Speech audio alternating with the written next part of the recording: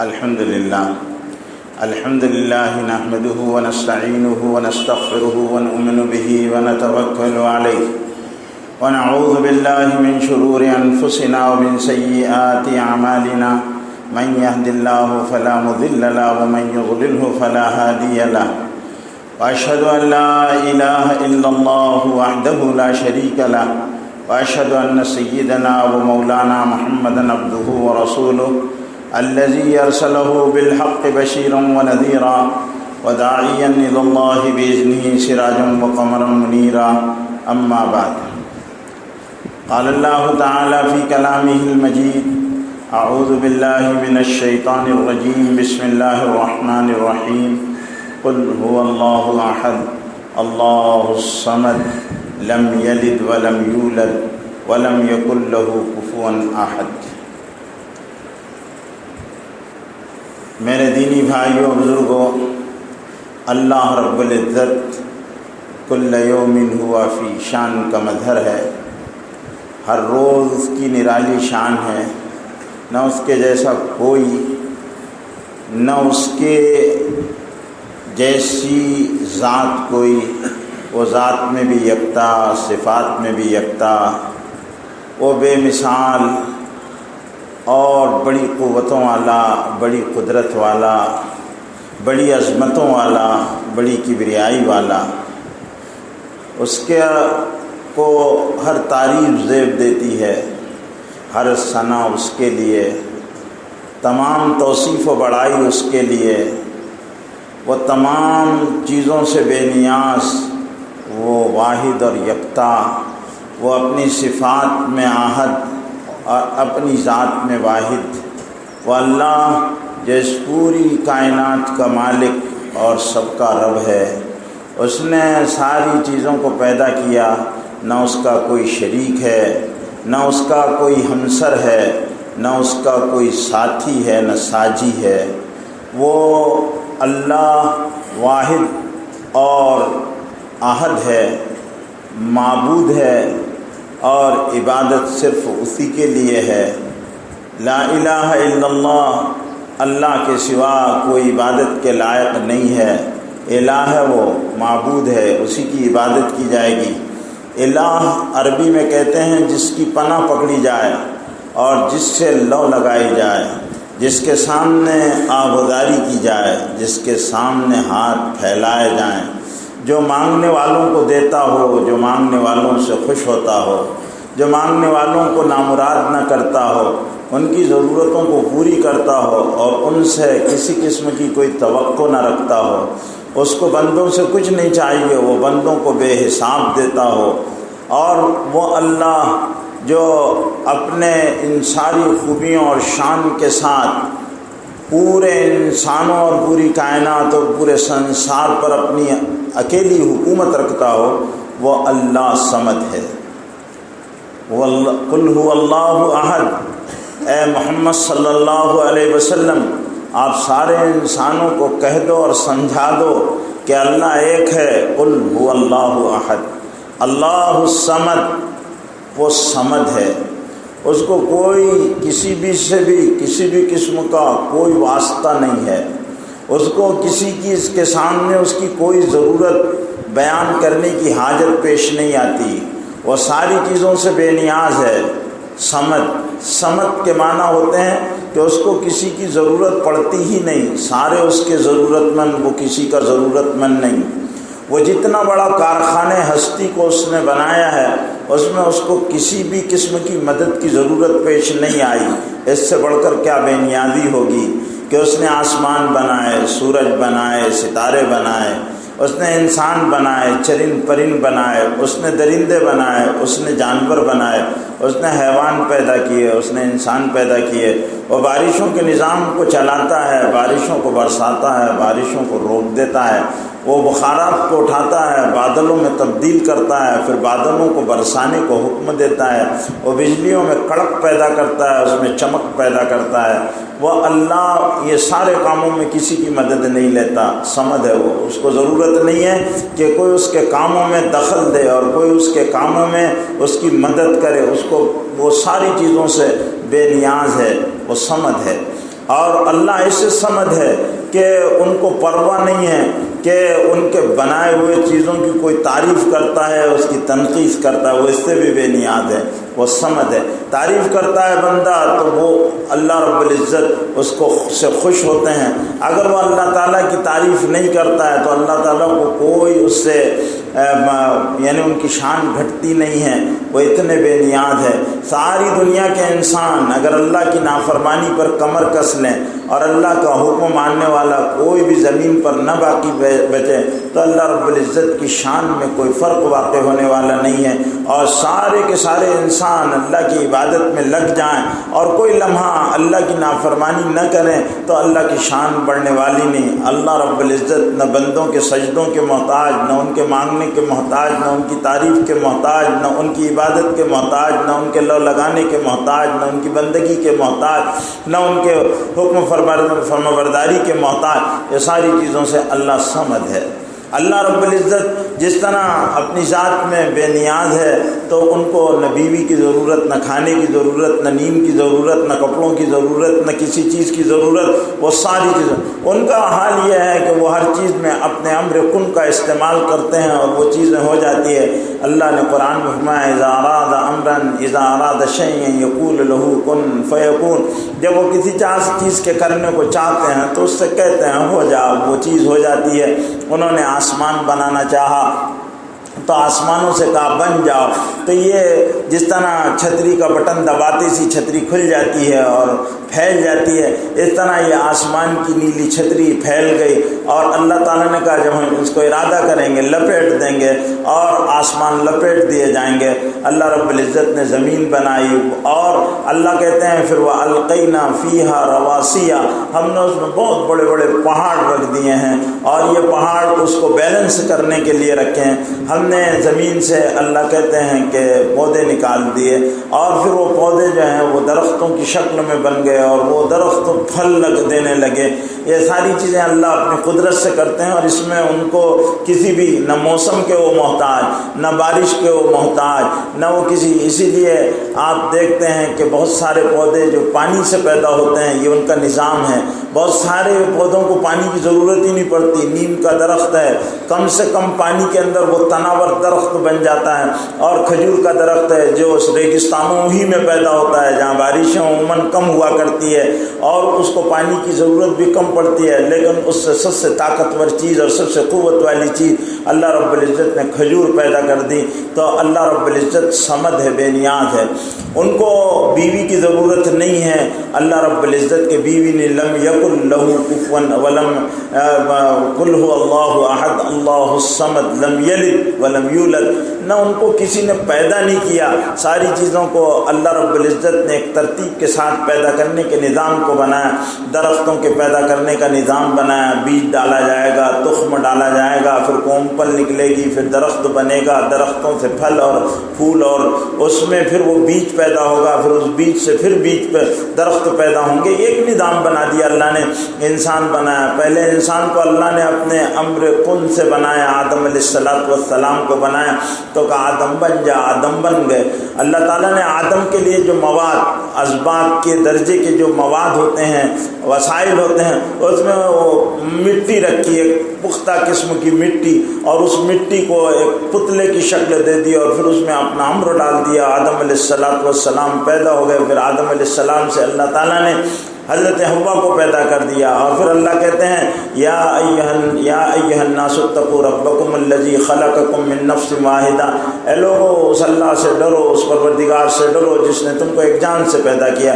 یا ایھا الناس اتقوا ربکم الذی خلقکم، جس نے پیدا کیا وہ یہ بات یاد رکھو وہ تمہارا پروردگار ہے۔ ربکم الذی خلقکم من نفس واحدہ، ایک جان سے پیدا کیا، کیونکہ نظام ہے اللہ تعالیٰ کا۔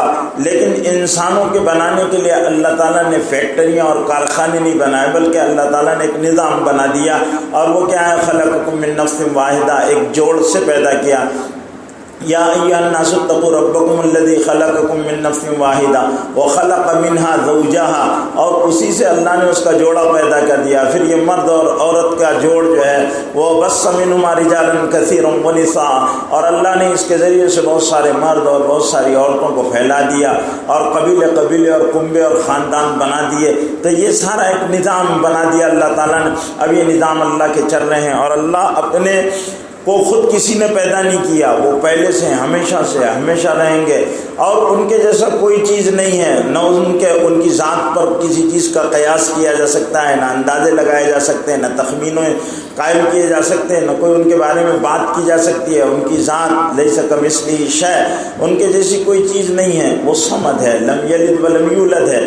انہوں نے کسی کو ان کو کسی نے پیدا نہیں کیا، نہ انہوں نے کسی کو پیدا کیا۔ جیسے انسانوں سے اولادیں پیدا ہو رہی ہے اللہ کے نظام کے وجہ سے تو پیدا ہو رہی، اس طرح اللہ تعالیٰ نے کسی کو پیدا بھی نہیں کیا۔ نہ عیسیٰ ان کے بیٹے ہیں، نہ مریم ان کی بیوی ہے۔ لوگ کہتے ہیں کہ عیسیٰ ان کے بیٹے ہیں، یا عزیر ان کے بیٹے ہیں، یا عزیز ان کے بیٹے ہیں، تو یہ بیکار پھالتو خیال ہے۔ اور لوگ یہ بھی کہتے ہیں کہ نحن ابناء اللہ و احباؤہ، ہم اللہ کے بیٹے ہیں اور اللہ کے محبوب ہیں، یہ پھالتو بات ہے۔ اللہ کے بندے ہیں، عباد الرحمن ہیں، ہم اللہ کے بندے ہیں، ہم اللہ کے بیٹے نہیں ہیں۔ حضرت عیسیٰ اللہ کے بندے اور رسول ہیں، وہ اس کے بیٹے نہیں ہیں۔ اس لیے حضرت محمد صلی اللہ علیہ وسلم کو جب اللہ نے رسول برحق بنا کر بھیجا تو ان کے لیے عبد کا لفظ استعمال کیا۔ سبحان الذی اسریٰ بعبدہ لیلا من المسجد الحرام الی المسجد الاقصی الذی بارکنا حولہ، پاک ہے وہ اللہ جو اپنے بندے کو راتوں رات لے گئی مسجد حرام سے مسجد اقصی۔ تو بندے کا لفظ استعمال کیا، بیٹے کا لفظ استعمال نہیں کیا، رسول کا لفظ استعمال کیا۔ اشہد ان لا الہ الا اللہ واشہد ان محمدا عبدہ ورسولہ، کہ محمد صلی اللہ علیہ وسلم اللہ کے بندے اور اس کے رسول ہیں۔ اسی طرح حضرت عیسیٰ علیہ السلام اللہ کے بندے ہیں، اللہ کے بیٹے نہیں ہیں۔ اور اللہ تعالیٰ اس بات پر قادر ہے کہ بغیر باپ کے آدم کو پیدا کر دیں، اور بغیر ماں باپ کے حوا کو پیدا کر دیں، اور بغیر ماں باپ کے عیسیٰ علیہ السلام کو پیدا کر دیں، بغیر ماں باپ کے بھی پیدا کرتے ہیں اور بغیر باپ کے بھی پیدا کرتے ہیں۔ اور اللہ اس بات پر بھی قادر ہیں کہ اونٹنی کو اونٹ اور اونٹنی جب ملتے ہیں تو بچہ پیدا کرتے ہیں، اور اللہ تو اس پر بھی قادر ہیں کہ اللہ اپنے نبی حضرت صالح علیہ السلام کو حکم دیتے ہیں کہ تم پتھر پر اپنی لکڑی کو مارو، ہم اس سے اونٹنی کو نکال دیں گے، اور اس سے اونٹنی نکل جاتی ہے۔ اللہ آسمانوں سے بارش برساتے ہیں، لیکن جب چاہتے ہیں تو پتھروں سے چشمے جاری کر دیتے ہیں۔ جب بنی اسرائیل نے حضرت موسیٰ علیہ السلام سے کہا کہ اے موسیٰ اپنے رب سے دعا کرو، ہم بہت پیاسے ہو گئے ہیں، تو اے یا موسیٰ ادعو لنا ربک، اے موسیٰ تم اپنے پروردگار سے دعا کرو کہ وہ ہمارے لیے پانی بھیجے، تو اللہ بارش بھیج سکتے تھے، لیکن اللہ کبھی کبھی اپنی قدرتوں کے عجیب و غریب ڈھنگ سے اظہار فرماتے ہیں۔ حضرت موسیٰ علیہ السلام کو اللہ نے کہا کہ وَاضْرِب بِعَصَاكَ الْحَجَرَ، اے موسیٰ اپنے ڈنڈے کو تم پتھر پر مارو، چٹان پر مارو، وَاضْرِب بِعَصَاكَ الْحَجَرَ فَانْفَجَرَتْ مِنْهُ اثْنَتَا عَشْرَةَ عَيْنًا قَدْ عَلِمَ كُلُّ أُنَاسٍ مَشْرَبَهُمْ، جب تم اپنے ڈنڈے کو مارو گے اس پر چٹان پر تو اس سے 12 چشمے پھوٹ پڑیں گے، اور وہ تیزی کے ساتھ بہیں گے، اور ہر قبیلہ 12 قبیلے تھے، یعقوب علیہ السلام کے 12 بیٹے تھے، بنی اسرائیل کے 12 قبیلے تھے، اور 12 کے 12 قبیلے جان لیں گے کہ ان کے پینے کا پنگھٹ اور ان کے پینے کی جگہ کون سی ہے۔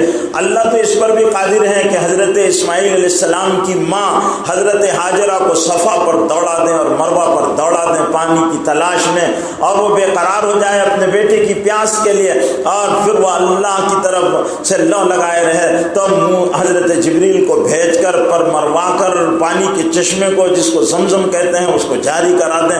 اللہ رب العزت اپنی قدرت سے کام کرتے ہیں، وہ صمد ہیں، اور وہ کسی نے ان کو نہیں پیدا کیا، نہ ان کو کسی نے پیدا کیا، بلکہ وہ ساری چیزوں کے خالق ہیں، ان کی ذات سے نہیں۔ جیسے ماں سے بچہ پیدا ہوتا ہے، باپ کی طرف بیٹی کی نسبت کی جاتی ہے کہ فلاں ابن فلاں ہے، کوئی اللہ کا بیٹا نہیں ہے، اللہ کسی کے بیٹے نہیں ہیں کہ اللہ کے فلاں ابا ہیں یا اللہ کے فلاں بیٹے ہیں، لم یلد ولم یولد، کیونکہ دنیا میں یہ عقیدہ بڑی گردش کر رہا تھا کہ اللہ کے عیسیٰ بیٹے ہیں، اللہ کے عزیر بیٹے ہیں، اللہ کے عزیز بیٹے ہیں، اور بلکہ بعض لوگوں نے تو ہمتیں اتنی کر لی تھی، کہا کہ نحن ابناء اللہ و احباؤہ، ہم ہی اللہ کے بیٹے ہیں، اور انہوں نے کر لیا۔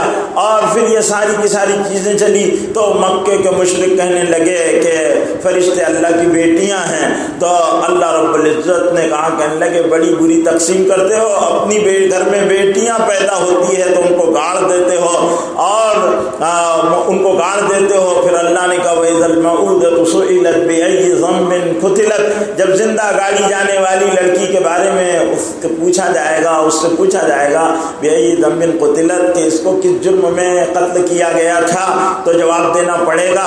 اور اللہ کہتے ہیں لَكُمُ الْبَنَاتُ وَلَكُمُ الْبَنُونَ وَلَهُ الْبَنَاتُ وَلَكُمُ الْبَنُونَ، تمہارے لیے لڑکیاں لڑکے اور اللہ کے لیے لڑکیاں۔ قسمۃ ضیزا، کتنی بری ہے یہ تقسیم کہ اپنے لیے لڑکیاں پسند نہیں کرتے ہو، لڑکی کی خبر دی جاتی ہے تو تمہارے منہ کالے پڑ جاتے ہیں، اس کو برداشت نہیں کرتے ہو۔ اور فرشتوں کو بنا، تم نے دیکھا چیک کیا کہ فرشتے عورتیں ہیں یا مرد ہیں، وہ نر ہیں یا مادہ ہیں، تم کو معلوم ہے کہ وہ کیا ہے، اور تم ایسی بری تقسیم کرتے ہو۔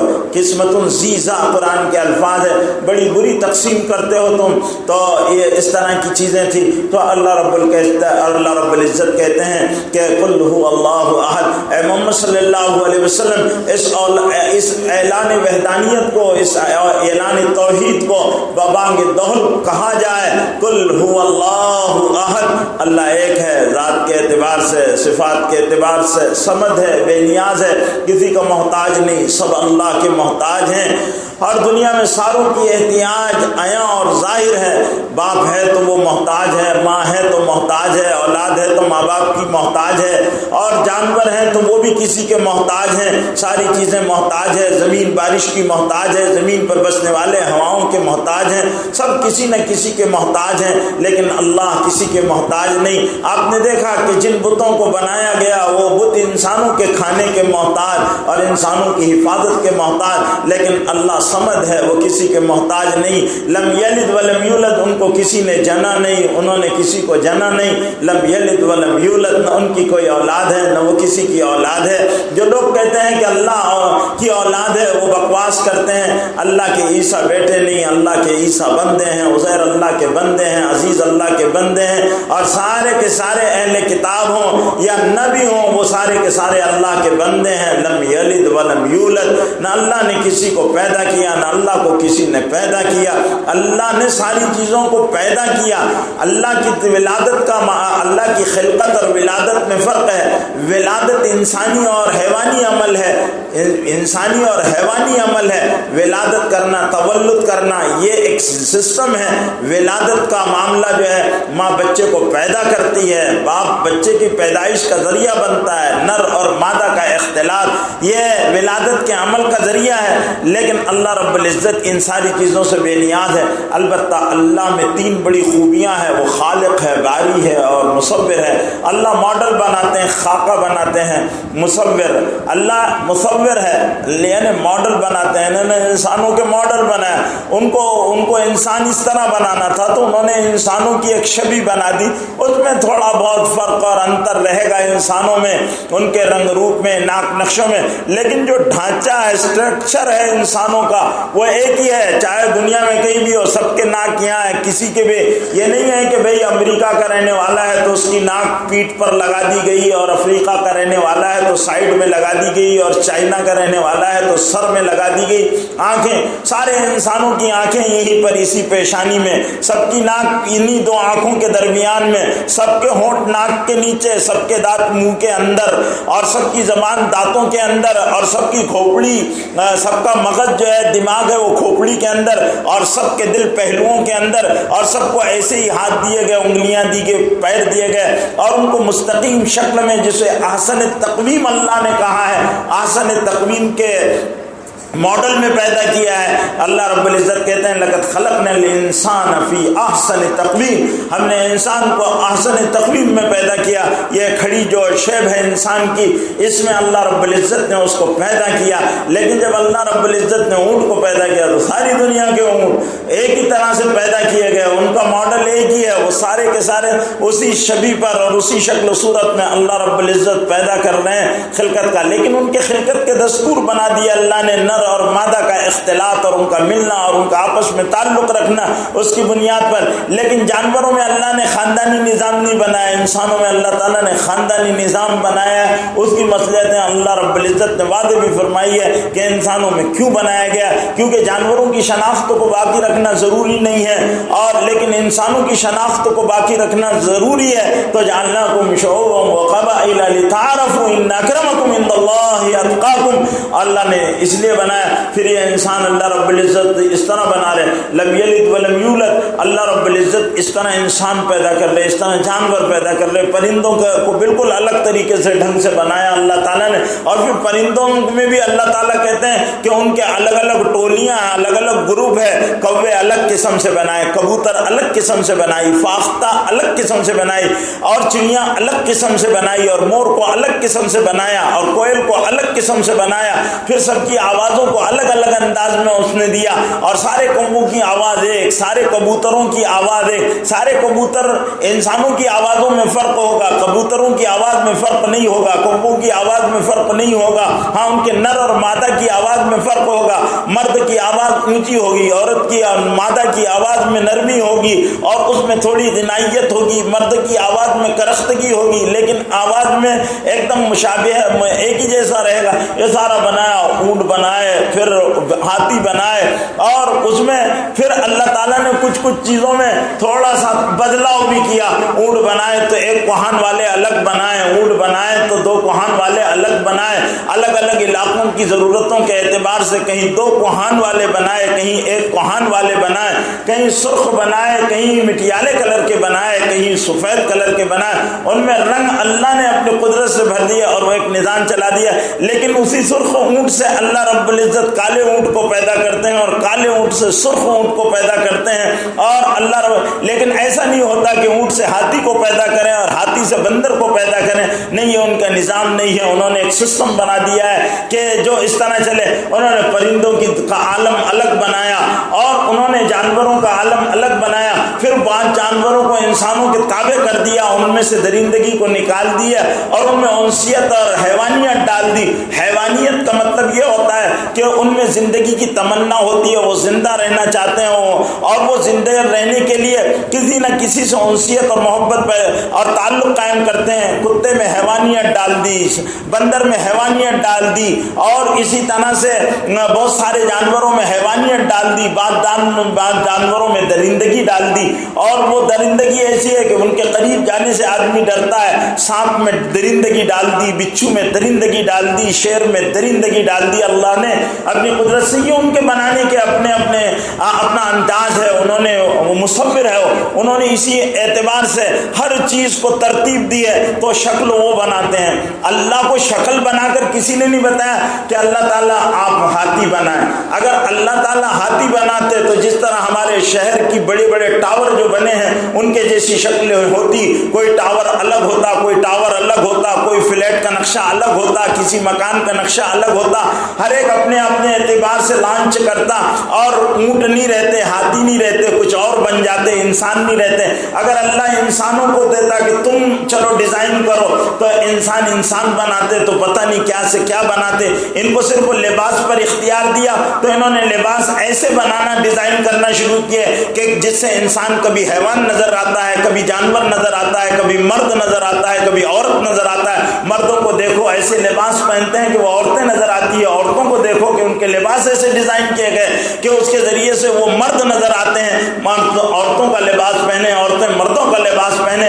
بالوں کی تراش و خراش میں اختیار دے دیا، تم چاہے جیسے رکھو۔ کوئی مرد چوٹی رکھ رہا ہے، کوئی مرد ٹکلا کر رہا ہے، کوئی مرد کچھ کر رہا ہے، کیسے کیسے تماشے انسان کر رہے ہیں۔ تو میرے بھائیوں، بزرگوں، دوستوں، اللہ رب العزت نے یہ ساری چیزیں اپنے مصور ہے، انہوں نے ہر ایک بنا دیا۔ اب اس نظام کے تحت اسی طرح انہوں نے درخت بنائے اور درختوں میں نمودگی، بالیدگی اور ثمر آوردگی، یہ تین باتیں رکھ دی کہ ان کے اندر نمودگی، وہ ترقی کرتے رہیں اور وہ نشو و نما خوب دیں، اپنا فائدہ پہنچائیں۔ اللہ رب العزت نے ان میں پھل پھول سایہ دینے کی صلاحیتیں رکھ دی ہے اور ہر پھل کے مزے کو الگ کر دیا، ہر ایک کے رنگ کو الگ کر دیا۔ اسی لیے آپ نے یہ دیکھا ہوگا کہ سیب کے درخت سے امرود نہیں پیدا کرتے، اور امرود کے درخت قدرت والے ہیں، چاہیں تو وہ یہاں پر اس مسجد کے اندر بھی وہ پھل پیدا کر دیں، پلروں کو پھل لگا دیں، وہ اتنی ان اللہ علی کل شیء قدیر، اللہ ہر چیز پر قدرت رکھتے ہیں۔ ان کی تین بڑی عجیب صفات ہیں، وہ قادر ہیں، مقتدر ہیں اور قدیر ہیں۔ قادر ہیں، مقتدر ہیں اور قدیر ہیں۔ قادر، مقتدر اور قدیر، ان تینوں صفات میں قدر یعنی مماثلت بھی ہے اور اس میں اختلاف بھی ہے ان کی صفات میں۔ وہ قادر ہے ہر چیز پر، جو چاہیں کریں، ہر وقت کریں۔ مقتدر ہیں، اس پر اپنا پورا قبضہ رکھتے ہیں، ایسا نہیں کہ وہ، اور قدیر ہیں، جب چاہیں جس چیز کو چاہیں جہاں چاہیں تلف کر دیں، ختم کر دیں۔ تو پیدا کرنے پر قدرت رکھتے ہیں، ختم کرنے پر قدرت رکھتے ہیں اور قبضہ اپنا رکھتے ہیں۔ قادر ہیں، قدیر ہیں، مقتدر ہیں۔ اللہ قادر ہیں، قدیر ہیں، مقتدر ہیں۔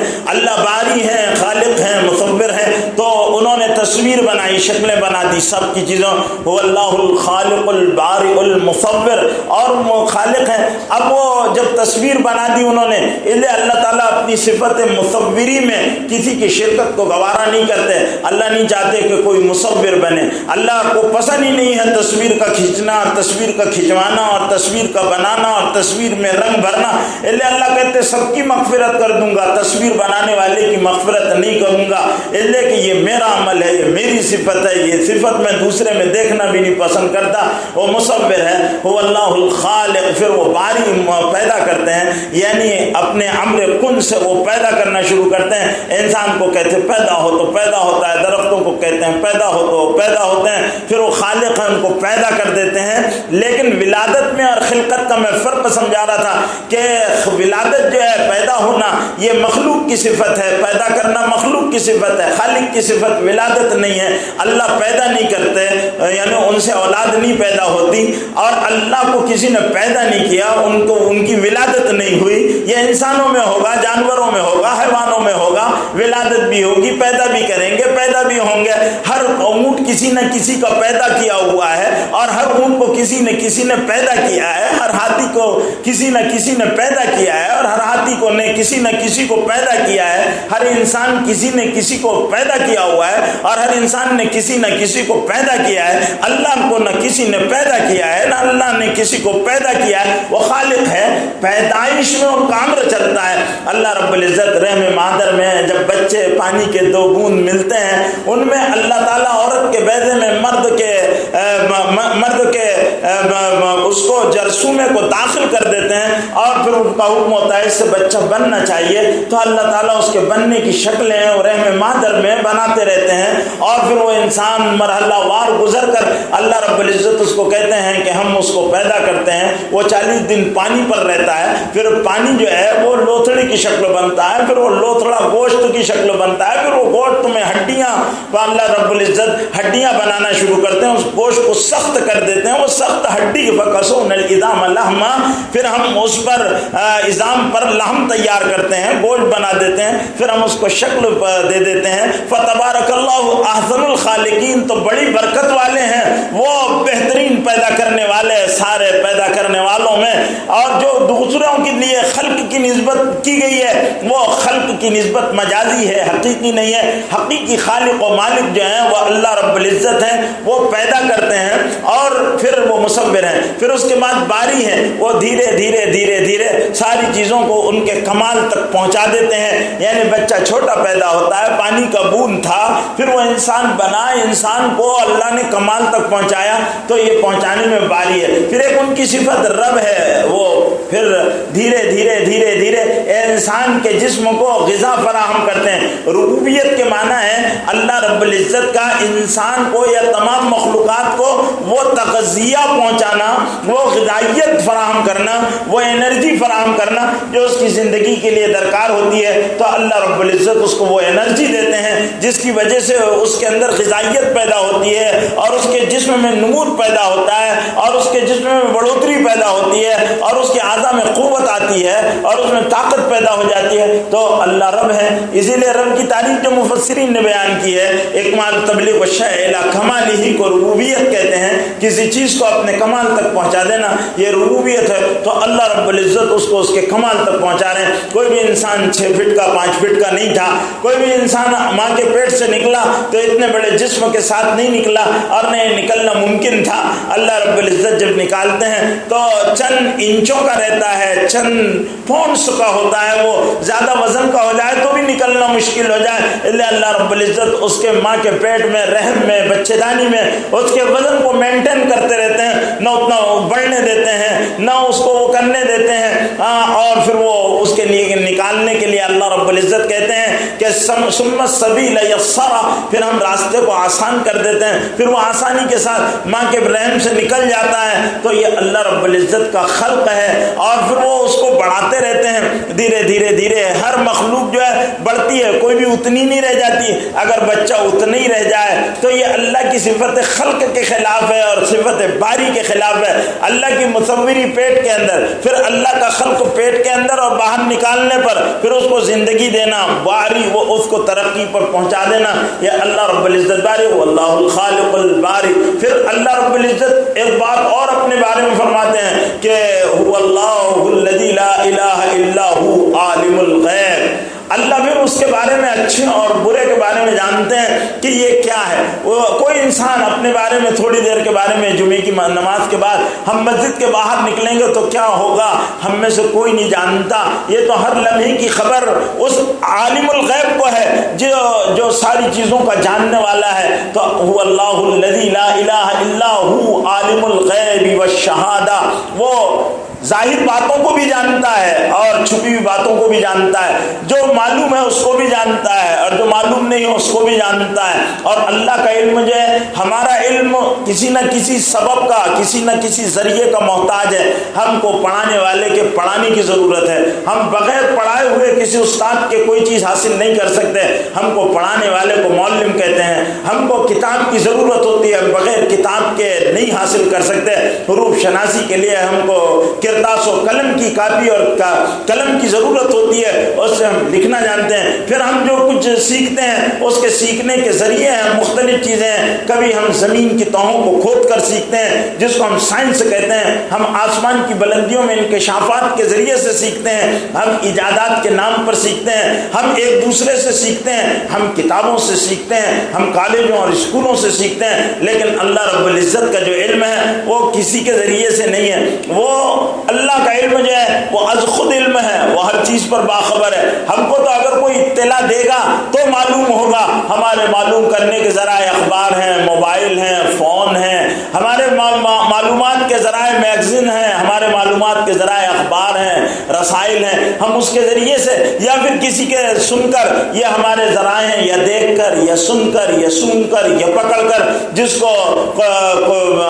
قوت لامسہ اور قوت شامہ اور قوت ذائقہ کہتے ہیں، ان کے ذریعے سے ہم چیزوں کا علم حاصل کرتے ہیں۔ لیکن اللہ رب العزت نہ چکھتے ہیں، یہ اللہ کو چکھنے کی ضرورت نہیں ہے، وہ کھاتے نہیں پیتے نہیں ہیں، تو اللہ کا علم جو ہے وہ خود ہے۔ اسی لیے علم غیب کے مسئلے میں جو لوگ بہت زیادہ پریشان رہتے ہیں اس کی وجہ یہ ہے کہ وہ خود جو اللہ کا علم کا کوئی ذریعہ نہیں ہے۔ باقی جتنے بھی دنیا میں انسان ہیں ان کے علم کے حصول کا کوئی نہ کوئی ذریعہ ہوتا ہے، جیسے نبیوں کے علم کا ذریعہ وہی ہوتی ہے، نبیوں کو جو غیب کی باتیں اللہ بتاتے ہیں وہی الہی کے ذریعے سے، فرشتے کے ذریعے سے، کتاب کے ذریعے سے دل میں الہام کر کر اللہ رب العزت بتا دیتے ہیں، خواب کے ذریعے سے بتا دیتے ہیں۔ اس لیے حضور اکرم صلی اللہ علیہ وسلم کا ارشاد ہے کہ خواب نبوت کا 40واں حصہ ہوتے ہیں، وہ ذریعوں سے معلوم ہوتا ہے۔ تو اللہ رب العزت هو اللہ الذی لا الہ الا هو، وہ اللہ الذی، یہ بڑی توحید کی زبردست سورہ حشر کی آخری 3 آیتیں ہیں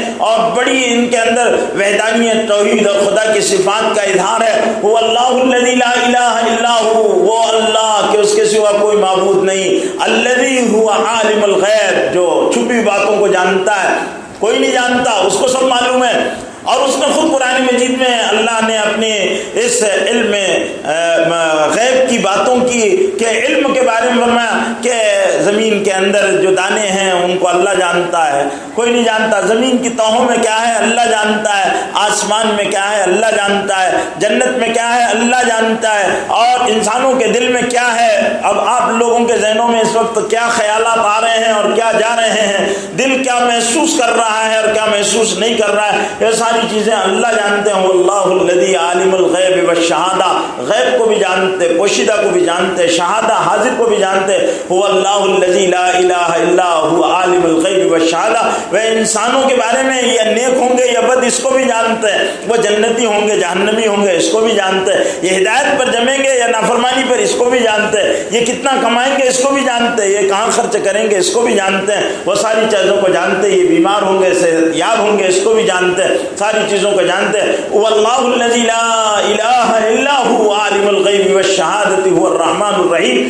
اور جاننے کے بعد وہ ساری چیزوں کو جانتے ہیں. اس میں وارننگ ہے، یہ آیت میں بڑی جلالی آیت ہے. واللہ الذی لا الہ الا هو عالم الغیب والشہادۃ هو الرحمن الرحیم. یہ جلالی آیت ہے. وہ جانتے ہیں، خبردار تمہارے پوشیدہ کو جانتے ہیں، تمہارے چھپے ہوئے کو. وہ اللہ الذی لا الہ الا هو. تم اللہ سے نہیں چھپا سکتے. انسانوں تم اللہ سے کیا کیا چیزوں کو چھپاؤ گے اور تم اللہ کی کن کن نعمتوں کو جھٹلاؤ گے. اسی لیے سورہ رحمان میں اللہ رب العزت نے بار بار بار بار بار بار ایک آیت کی تکرار کی. فَبِأَيِّ آلَاءِ رَبِّكُمَا تُكَذِّبَانِ. اے انسانوں اور جنات کے گروہ اور جماعتوں، تم اللہ کی کن کن نعمتوں کو جھٹلاؤ گے. اللہ ساری نعمتوں کے حساب لینے والے ہیں. تو عالم ہے اللہ، چتاونی جان رہے اللہ ساری چیزوں کو. هو اللہ الذی لا الہ الا هو عالم الغیب، جو پوشیدہ ہے تمہارے دلوں نے چھپا رکھا. اللہ کہتے ہیں یعلم اللہ یعلم خائنۃ الاعین وما تخفی الصدور. اللہ جانتے ہیں آنکھوں کی خیانت کو، آنکھوں کی خیانت کو. آپ نے کسی پر نگاہ ڈالی، نظر ڈالی، کس نیت سے ڈالی، اس کو اللہ جانتے، دوسرا نہیں جانتا. بھئی دوسرا تو یہ سمجھے گا کہ ضعیف آدمی ہے، خوبصورت کنواری لڑکی کو کائے کو دیکھیں گے، اگر دیکھیں گے بھی تو ابا بن کر دیکھیں گے، یہ بری نظر سے نہیں دیکھیں گے. لیکن دیکھنے والا کس نگاہ سے دیکھ رہا ہے. خائنۃ الاعین، نظر کی خیانت کو اللہ جانتے ہیں، نظر کی خیانت کو اللہ جانتے ہیں کہ یہ کس نظر سے دیکھنے والے کو دیکھ رہا ہے. خائنۃ الاعین وما تخفی الصدور. اور دل میں کیا چھپا کر رکھا. آپ کسی سے مل رہے تو کس لیے مل رہے، کسی کے پاس جا رہے تو کس لیے جا رہے، کسی کو مشورہ دے رہے تو کس لیے مشورہ دے رہے. آپ کسی کا برا کرنے کے لیے دے رہے یا اپنے مفاد کے لیے دے رہے، آپ اپنا بھلا چاہ رہے یا دوسرے کا برا چاہ رہے. آپ کے دل میں اللہ کی عظمت ہے یا نہیں. خائنۃ الاعین وما تخفی الصدور، اللہ جانتے. تو اللہ الذی لا الہ الا هو عالم الغیب والشہادہ هو الرحمن الرحیم. لیکن وہ رحمان ہے، نگاہوں کی خیانت پر پکڑتے نہیں، بدعمالیوں پر گرفت فوراً کرتے نہیں، مہلت دیتے مہلت دیتے مہلت دیتے، چانس دیتے. اور پھر بندوں کے لیے اعلان کرتے، میرے بندے پلٹ کر آ، میرے بندے پلٹ کر آ، میرے بندے پلٹ کر آ. وسعت رحمتی کل شیء، اے میرے بندے میری رحمت تمام چیزوں سے وسیع ہے، آ جا پلٹ جا میرے بندے، آ جا توبہ چھوڑ دے، غلط راہوں پر چلنا چھوڑ دے. میرے بندے تو میرے پاس آ جا قبل اس کے کہ کل قیامت کے دن میں یہ اعلان کروں گا کہ لمن الملک اليوم، آج کس کی بادشاہت ہے. اور پھر میں ہی اعلان کروں گا اور تم سے اقرار کراؤں گا للہ الواحد القہار، ایک غلبے والے اللہ کے لیے. اس دن ساروں کی بولتی بند ہو جائے گی اور وہاں انسان یہ کہے گا یا لیتنی کنت ترابا، اے کاش میں مٹی ہوتا اور اے کاش میں پیدا ہی نہ ہوتا اور مجھے یہ حساب کتاب کی کٹھن منزل سے گزرنا نہ پڑتا یا اور میرا معاملہ ختم ہو چکا ہوتا، تو اس سے پہلے پہلے اے انسان پلٹ کر آ جا، وہ الرحمن، وہ بڑے مہربان ہیں، اس لیے فوراً پکڑ نہیں کرتے، ورنہ وہ قدرت والے ایسے ہیں۔ میں نے بتایا کہ اللہ کی 3 بڑی صفات ہیں، قادر ہیں، قدیر ہیں، مقتدر ہیں۔ ڈنڈے مارے نماز نہیں پڑھنے والوں کو، جھوٹ بولنے والوں کی زبان کھینچ کر ان کے ہاتھ میں دے دیں، بد نگاہی کرنے والوں کی نگاہوں کو ان کے ہاتھوں میں تھما دیں، اللہ آنکھوں کو پھوڑ دیں، وہ ہر بات پر نکال دیا، یہاں کا فیوز نکال دیا، یہ جو مجمع نور ہے جس سے نگاہیں دیکھتی ہے، جو پھر ختم کر دیں، انسان دیکھنے نہ پائے، اور یہاں سننے کا جو آلہ لگا دیا اللہ تعالیٰ نے، اس کو اللہ تعالیٰ اس میں فالٹ پیدا کرے، پھر زور زور سے چلا چلا کر کہنے کے باوجود بھی سنائی نہ دے۔ جیسے اللہ پیدا کرتے ہیں، گونگے پیدا کرتے ہیں، اندھے پیدا کرتے ہیں، اور اللہ تعالیٰ بہرے پیدا کرتے ہیں، یہ ماں کے گونگے، ماں کے اندھے، ماں کے پیٹ کے بہرے، یہ دنیا میں کوئی سائنس ان کو نہ دکھلا سکتی، نہ بلوا سکتی، نہ سنوا سکتی۔ یہ اللہ اپنی قدرت سے انسانوں کو بتاتے کہ آنکھ کی نعمت والو، اللہ کی اس نعمت کی قدر کر لو، اے کان کی نعمت والو، اللہ نے اس کان کو دیا ہے، یہ کائے کے لیے دیا گیا ہے، یہ کان کائے کے لیے دے گئے، اللہ کی عظمت سنو، اچھی باتیں سنو، بری باتیں مت سنو، ان کا استعمال اپنے بھلائی کی سنو تو دوسروں کے خیر کی بھی سنو، اور یہ آنکھیں اس لیے دی کہ اپنے مفاد کو دیکھو تو دوسرے کے مفاد کو بھی دیکھو، اسے اللہ کی نعمتوں کو دیکھو، پہاڑوں کو دیکھو، بارشوں کو برستے ہوئے دیکھو، سمندروں کو جوش مارتے ہوئے دیکھو، سورج کو نکلتے ہوئے دیکھو، ڈوبتے ہوئے دیکھو، چاند کی چاندنی میں چاندنی کو کھیلتے ہوئے دیکھو، ستاروں کو چاند ٹمٹماتے ہوئے، بکھرتے ہوئے، روشنی بکھرتے ہوئے ان کو دیکھو، سمندروں کو جوش مارتے ہوئے دیکھو، انسانوں کو جب تمہاری گود میں ننھے ننھے بچے ماؤں کی گود میں کلکاریاں کرتے ہیں، ان کی مسکراہٹ پر تمہیں زندگی بڑھتی ہوئی محسوس ہوتی ہے، اس کو دیکھو تو میری حمد بیان کرو، اور اگر تم ایسا نہیں کرو گے تو سن لو، فَبِأَيِّ آلَاءِ رَبِّكُمَا تُكَذِّبَانِ، اے انسانوں اور جنات کی جماعت، تم کن کن نعمتوں کو جھٹلاؤ گے؟ تم نے بچے دیکھے تھے، تمہاری گودوں میں وہ کلکاریاں کرتے تھے، تم نے ان کی بھوک اور پیاس کو مٹتے ہوا دیکھا تھا، پھر بھی تم میری نعمتوں کو جھٹلاتے تھے۔ آنکھیں اس لیے دی تھی تم کو کہ تم دنیا میں دیکھتے، میری وحدانیت کو پہچانتے، میری صفت احدیت کا اعتراف کرتے، میری وحدانیت کا اقرار کرتے، میرے صمد ہونے کو مانتے، میرے لم یلد ولم یولد ہونے کا اقرار کرتے، لم یلد ولم یولد، میری اس خوبی اور خصوصیت کو مانتے، لم یلد ولم یولد، اور پھر تم میری عبودیت اور بندگی کے اظہار میں ایسے گم ہو جاتے، کھو جاتے، فنا ہو جاتے کہ تم کو میرے ماں سوا کی کبھی فکر نہ ہوتی، تم میرے سوا کسی سے محبت نہ کرتے، تم کو خوبصورت چاہنے والی بیگم کی قربت میں وحشت ہوتی، تم کو پیارے حسین اور کھلکھلاتے ہوئے بچوں سے ڈر لگنے لگتا کہ نہیں، وہ اللہ کی بے شمار نعمتوں کے بعد میں اگر تھوڑا بھی ناقدری کر لوں تو میرا کیا ہوگا؟ فَبِأَيِّ آلَاءِ رَبِّكُمَا تُكَذِّبَانِ، تو هو اللہ الخالق، هو اللہ الذی لا الہ الا هو عالم الغیب والشہادۃ، هو الرحمن الرحیم، وہ رحمان ہے، رحیم ہے، مہربانیاں کر رہا ہے، رحمان ہے عذاب نہیں دیتا، رحیم ہے نافرمانیوں کے بعد بھی مہربانی کرتے رہتا ہے، رحمان ہے، رحیم ہے۔ پھر اللہ تعالیٰ کہتے ہیں هو اللہ الذی لا الہ الا هو الملک القدوس السلام المؤمن المہیمن العزیز الجبار المتکبر سبحان اللہ عما یشرکون۔ ارے واہ، وہ اللہ کے اس کے سوا کوئی معبود نہیں، هو اللہ الذی لا الہ الا هو الملک، بادشاہ ہے، مالک ہے تمہاری جانوں کا، مالک ہے تمہارے مالوں کا، مالک ہے تمہاری بیویوں کا، مالک ہے تمہاری اولادوں کا، مالک ہے زمین کے رقبوں کا، مالک ہے آسمانوں کا، مالک ہے ساری چیزوں کا اور سارے سنساروں کا، رب العالمین، هو اللہ الذی لا الہ الا هو الملک القدوس، اور بڑی پاکی والا ہے، اس میں عیب نہیں ہے، سب میں عیب ہے، سب میں عیب ہے، وہ بے عیب ہے، سب میں عیب ہے، اس میں بے عیب، وہ بے عیب ہے، قدوس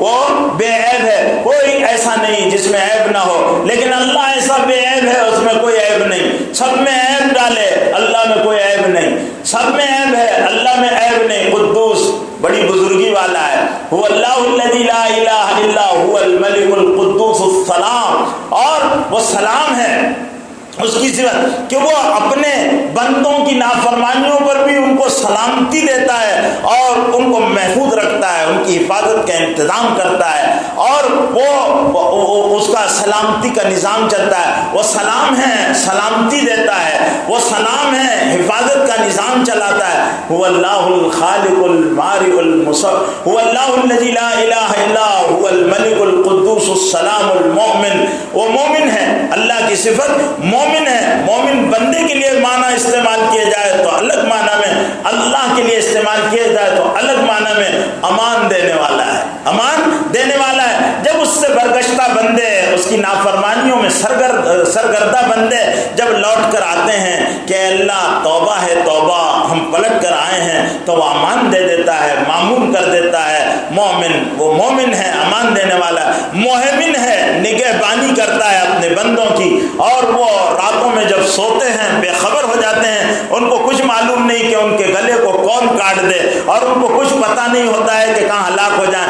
آپ رات دن یہ سنتے رہتے ہیں کہ فلانے صاحب بال بچ گئے، فلانے صاحب اس طرح بچ گئے، چھت گری اور بچ گئے، فلانی جگہ بھوکم آیا اور ایک بچہ بچ گیا۔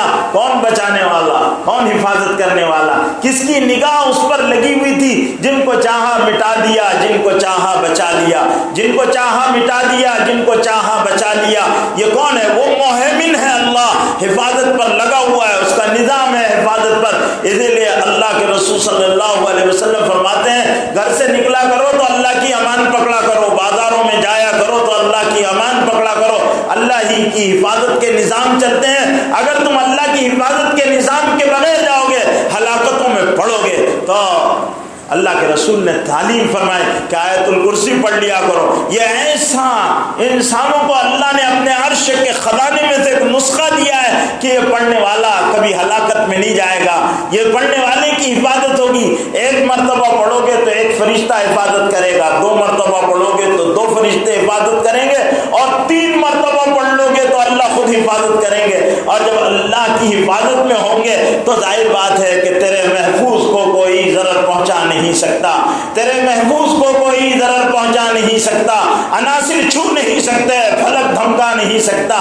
اللہ جس کی حفاظت پر آ جائیں تو اس کو کون نقصان۔ اسی لیے صبح اٹھو تو اپنے آپ پر، اپنی اولاد پر بسم اللہ الذی لا یضر مع اسمہ شیء فی الارض ولا فی السماء وهو السمیع العلیم پڑھ لیا کرو، تو اللہ کی حفاظت کے نظام میں آ جاؤ گے۔ اللہ کی حفاظت کے نظام الگ، رزق پہنچانے کے نظام الگ، باری برسانے کے نظام الگ، پیدا کرنے کے نظام الگ، سارے نظام بنائے انہوں نے، اور ہدایت دینے کے نظام الگ، اس کے لیے انبیاء بھیجے، فرشتے مقرر کیے، کتابیں نازل کی۔ یہ نظام ہے اللہ تعالیٰ کا، یہ سسٹم ہے اللہ تعالیٰ کا۔ اس کے بعد تو هو اللہ الذی لا الہ الا هو الملک القدوس السلام المؤمن المہیمن العزیز الجبار۔ عزیز الجبار، اس میں بھی جلال ہے اللہ کا۔ اخیر میں وارننگ دے رہے، میرے بندو میری نرمی سے جری مت ہو جانا، اور میں تمہاری حفاظتیں کر رہا ہوں اور تم کو بچا کر رکھا ہوں، تو باغی مت ہو جانا، اور میں نے مال دیا ہے تو سرکشی مت کرنا، میں نے فاقہ دیا ہے تو تم نے میرا شکوہ مت کرنا، میں نے تم پر حالات ڈالے تو نامراد و نا امید مت ہو جانا۔ عزیز غلبے والا ہوں، ہر چیز پر خبر رکھتا ہوں، عزیز الجبار، اور بہت سخت ہوں۔ جبار، بہت سخت ہوں، زبردست ہوں۔ اللہ زبردست، محتاج نہیں ہوں۔ غلط فہمی میں مبتلا مت رہنا کہ میں مفلوج خدا ہوں، میں معذور خدا ہوں، میں بندوں کی زیادتیوں، ان کی نافرمانیوں اور ان کی منمانیوں پر میں کچھ نہیں کر سکتا۔ اس غلط فہمی میں مت رہنا۔ اذانیں دی جا رہی ہے، تمہارے خلاف حجت ہے، تم کو دین کی طرف بلایا جا رہا ہے، یہ تمہارے طرف حجت ہے، تمہارے لیے ہدایت کے نظام چلائے گئے، یہ تمہارے لیے حجت ہے۔ اگر یہ سب بھی نہ ہوتا تو میں احد تھا، میں واحد تھا، میں قدرت والا تھا، میں سمجھ تھا، میں لم یلد تھا ولم یولد تھا، میرا کوئی نہ ہمسر تھا نہ میرے کوئی جورو تھی، میں احد و وحدانیت کا ایک مرکز تھا، میری ہر روز نرالی شان تھی، میں جبار بھی تھا اور قہار بھی تھا، غفار بھی تھا، غفور بھی تھا، قادر بھی تھا، قدیر بھی تھا، مقتدر بھی تھا، ملک بھی تھا، ذوالجلال والاکرام بھی تھا، میں رب العالمین بھی تھا، رب الراحمین بھی تھا، ذوالجلال بھی تھا، میں عزیز و جبار بھی تھا۔ یہ وارننگ دے دی اللہ رب العزت۔ اس لیے اب میرے بھائیوں، بزرگوں اور دوستوں، عزیز الجبار المتکبر، اب ایک اور آخری سخت بات اللہ نے بیان کر دی، میں متکبر ہوں، بڑا مت بننا، بڑا مت بننا، میں بڑا تم چھوٹے، میں بڑا تم چھوٹے، اے انسانوں اکڑتے کیوں ہو اور اکڑ کر مجھے چھوڑتے کیوں ہو؟ الم یعنی حل اتا علی الانسان لم یکن شیئا مذکورا، کیا انسان پر وہ لمحہ نہیں آیا جب انسان کوئی قابل ذکر چیز نہیں تھا؟